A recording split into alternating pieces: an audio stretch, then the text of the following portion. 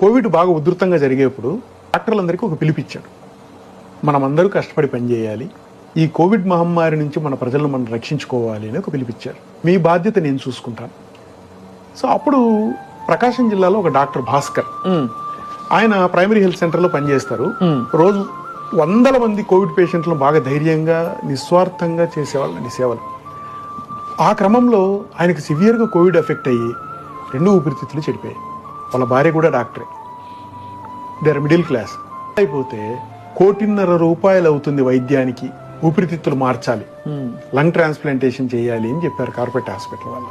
Maximum 10 లక్షలు దాకా ఇస్తానండి నా పరిధిలో, ట్రాన్స్ప్లాంట్ కంటే అంతే ఇవ్వగలము. ఇది ముఖ్యమంత్రి గారి దృష్టికి వచ్చింది. వచ్చినప్పుడు పిలిపించారు. ఏంటి హరి సమస్య అంటే, సార్ ఇట్లా పూర్తిగా ఊపిరితిత్తులు పాడైపోయినాయి, మొత్తం ఎంత అన్నాడు. 1,50,00,000 ఇచ్చేసేయన్నాడు. సో సీఎం రిలీఫ్ ఫండ్ నుంచి ₹1,50,00,000 ఇచ్చి అతనికి ఊపిరితిత్తులు మార్పిడి చేయించాము. సార్ ఒకటే అడిగాడు, ఆయన బతుకుతాడా, మామూలు జీవితం వస్తుందా?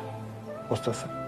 ఒక జీవితం నిలబడేటప్పుడు డబ్బుదేముంది హరి, ఇచ్చేసి 1,50,00,000 కోటి ఊపిరితిత్తుల మార్పిడి జరిగింది, పూర్తిగా కోలుకున్నాడు. మొన్న వచ్చి ముఖ్యమంత్రి గారిని కలిసి కన్నీళ్లతో ఆయనకు కృతజ్ఞతలు చెప్పుకొని